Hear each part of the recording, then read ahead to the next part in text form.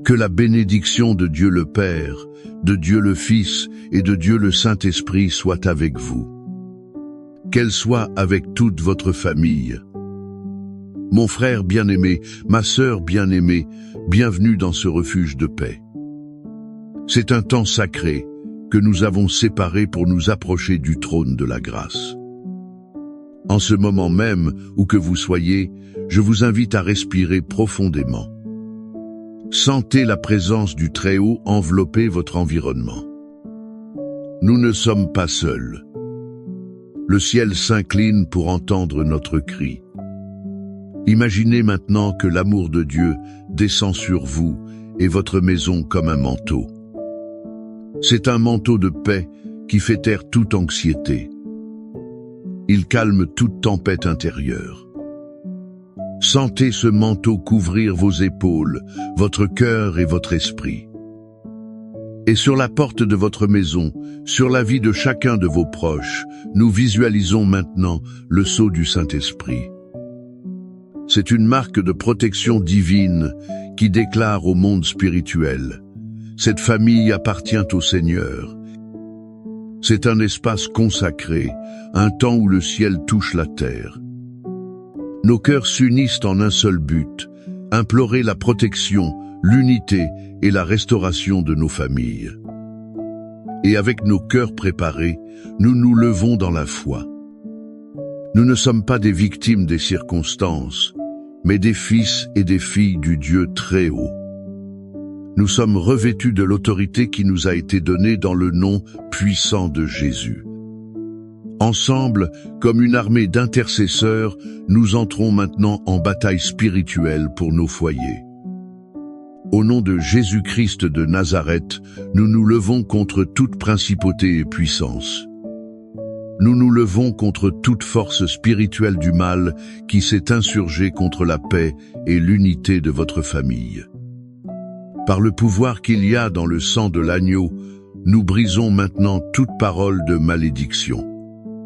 Toute peste héréditaire est brisée, toute sentence de divorce, de discorde et de misère. Toute chose lancée sur votre lignée est annulée. Nous défaisons tout lien de discorde, toute racine d'amertume. Nous détruisons tout mur d'orgueil qui sépare maris et épouses, parents et enfants, frères et sœurs. Nous déclarons que le pouvoir du ressentiment et du manque de pardon est anéanti. Il est anéanti par la puissance de la croix de Christ.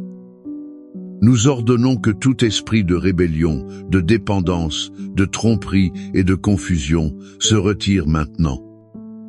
Que tout ce qui a attaqué nos enfants s'en aille, au nom de Jésus. Nous annulons toute flèche enflammée de l'ennemi dirigée vers l'esprit de nos jeunes. Nous annulons tout plan de destruction pour leur avenir. Nous couvrons chaque membre de votre famille, du plus âgé au bébé dans le ventre. Nous les couvrons avec le sang précieux de Jésus. Et nous décrétons que votre maison n'est pas une maison de division. Elle est une forteresse du Seigneur. Nous déclarons que la paix de Christ, qui surpasse toute intelligence, est l'arbitre dans vos relations. Nous déclarons que l'amour, la joie, la paix, la patience, la bonté, la bienveillance, la fidélité, la douceur et la maîtrise de soi, les fruits de l'esprit, fleurissent abondamment dans votre foyer. La victoire nous a déjà été donnée à la croix. Nous en prenons possession maintenant pour la gloire de Dieu le Père. Maintenant, avec l'environnement spirituel purifié et consacré par notre foi, je vous demande de détendre votre cœur. Ouvrez votre âme à la plus belle histoire d'amour et de restauration jamais racontée. C'est une histoire que Jésus nous a racontée. On la trouve dans le livre de Luc, chapitre 15. C'est l'histoire que nous connaissons comme celle du Fils prodigue. Mais je préfère l'appeler l'histoire du Père, à l'amour incessant. Il y avait un père qui avait 2 fils. le plus jeune, impatient et égoïste, vint vers son père et prononça des mots qui durent déchirer le cœur de cet homme. Il dit, « Père, donne-moi la part d'héritage qui me revient. » En d'autres termes, il disait, « Père, pour moi, tu es déjà mort. Je ne veux que ce qui est à toi. » Imaginez la douleur. Mais ce père, dans un acte d'amour incompréhensible, divisa ses biens. Il le laissa partir. Le fils partit pour une terre lointaine. Là, il gaspilla tout ce qu'il possédait dans une vie d'excès et de péché. Quand l'argent fut épuisé, la famine arriva. La crise fut si sévère que lui, un jeune juif, se retrouva à désirer manger la nourriture des porcs. C'était l'animal le plus impur pour son peuple. Ce fut au fond du gouffre, dans la boue, dans l'odeur de la mort et de la misère, qu'il revint à lui-même. Il se souvint de la maison de son père. Il se souvint que même les serviteurs de son père avaient du pain en abondance. Pendant ce temps, lui mourait de faim. Et voici le point de basculement. Il prit une décision, « Je me lèverai et j'irai vers mon père. » Il répéta un discours de repentance. Il prévoyait de demander à être traité comme un simple serviteur. Mais ce qu'il ne savait pas, c'est que chaque jour, depuis son départ, son père montait au point le plus élevé de la propriété. Il regardait la route. Chaque jour, le cœur serré par la nostalgie, ce père attendait, veillait. Il aspirait au retour de son garçon. Et puis, un jour, il le vit. De loin, une silhouette maigre, sale, brisée. Et que fit le père? Il attendit les bras croisés, prêt à dire « Je te l'avais dit ». Non. La Bible dit que le père, ému d'une profonde compassion, courut. Imaginez la scène, un vieil homme, un patriarche, relevant ses vêtements. Il courait maladroitement sur la route. Il courut, se jeta au cou de son fils et le couvrit de baisers. Le fils eut à peine le temps de commencer son discours répété, car le père l'interrompit. Il cria au serviteur, « Apportez vite le plus beau vêtement. Mettez-lui un anneau au doigt et des sandales aux pieds. Amenez le veau gras et tuez-le, faisons la fête et réjouissons-nous. Car mon fils que voici était mort et il est revenu à la vie. Il était perdu et il a été retrouvé. » Cette histoire, ma famille, est le cœur de l'Évangile. C'est la réponse à nos prières. La première leçon que nous en tirons est que l'amour de Dieu, notre Père céleste, est inconditionnel. Il n'abandonne jamais. Peu êtes-vous un père ou une mère dont le cœur saigne pour un enfant égaré. Un enfant qui a choisi un chemin de destruction. Peu regardez-vous votre conjoint et voyez-vous un étranger. Quelqu'un qui s'est éloigné de vous et de Dieu.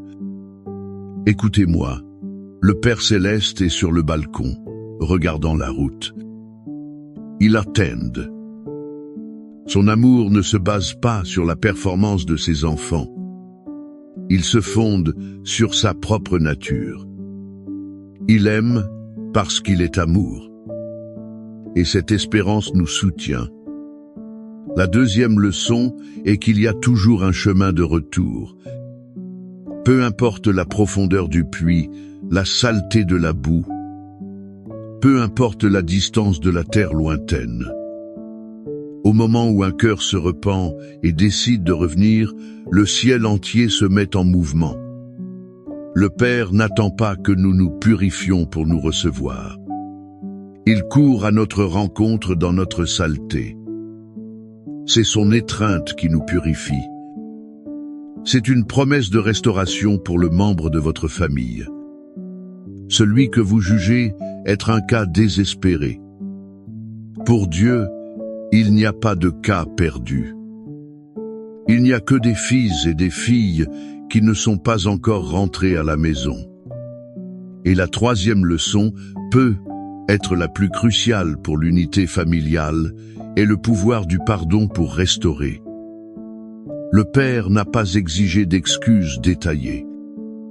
Il n'a pas imposé de période de probation. Son pardon fut immédiat, extravagant et réparateur. Il n'a pas seulement pardonné.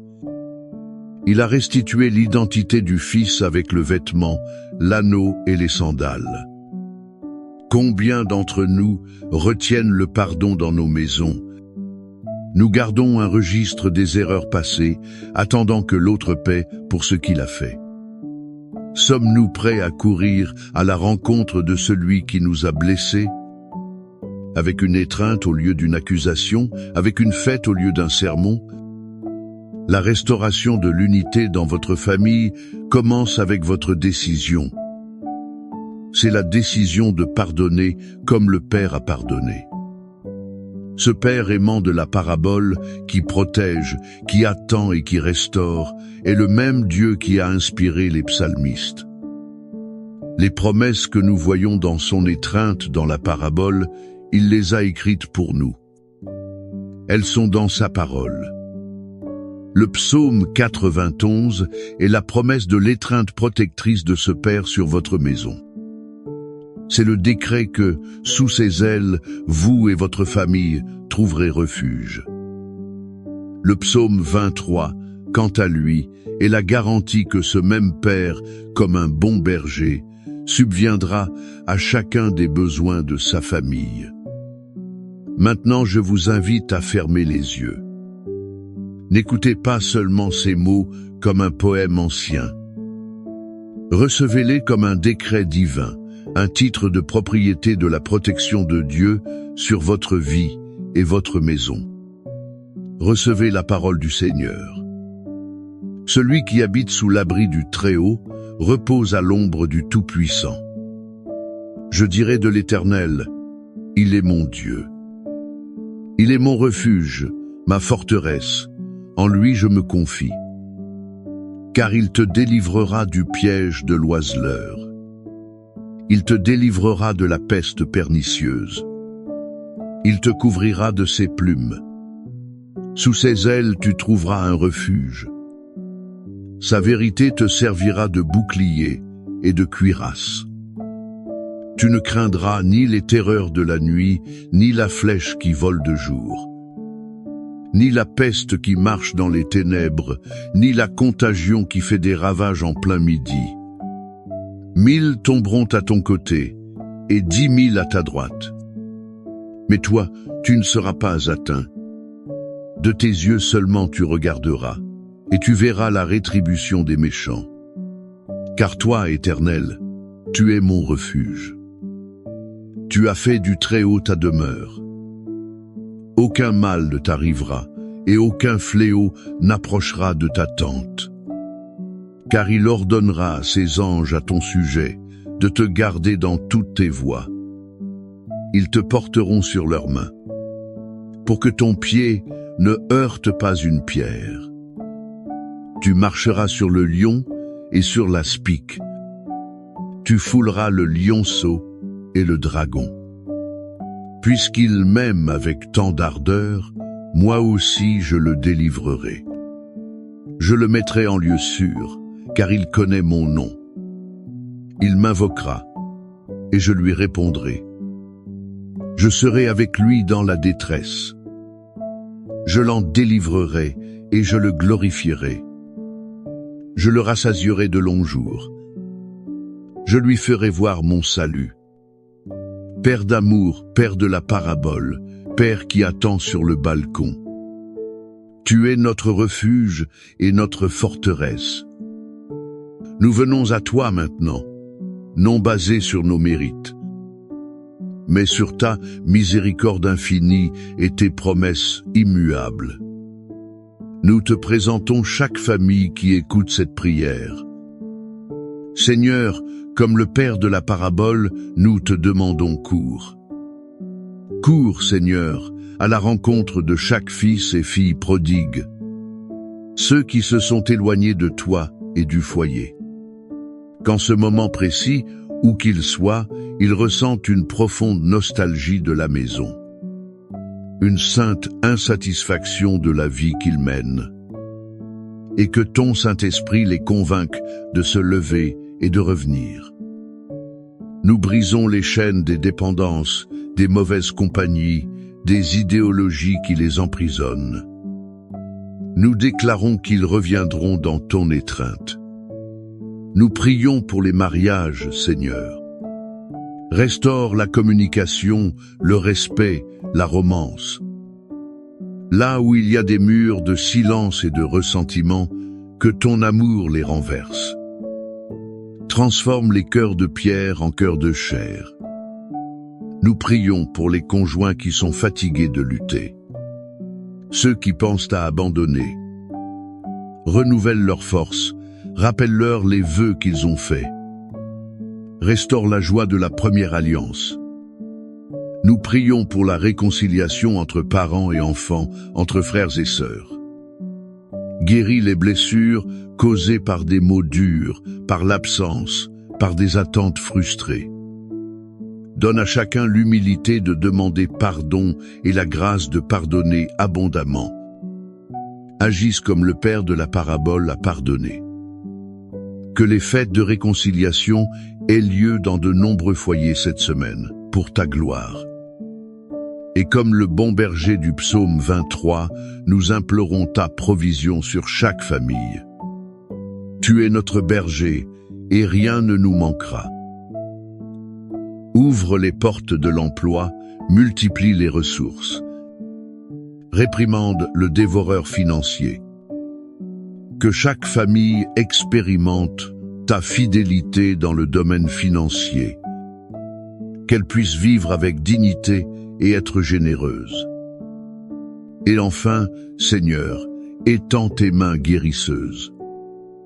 Touche les corps malades, apportant soulagement, force et guérison complète. Touche les esprits anxieux et les cœurs déprimés. Remplace la peur par la foi et la tristesse par ta joie. Que la santé divine du corps, de l'âme et de l'esprit soit une réalité dans chaque maison. Nous recevons ta protection, ta restauration et ta provision. Maintenant, dans un acte de foi, je vous invite à écrire dans les commentaires le nom de votre famille ou le nom de cet être cher que vous placez sur l'autel. En faisant cela, vous ne tapez pas seulement des mots. Vous scellez cette prière et vous rejoignez un puissant courant de foi. Intercédons ensemble les uns pour les autres.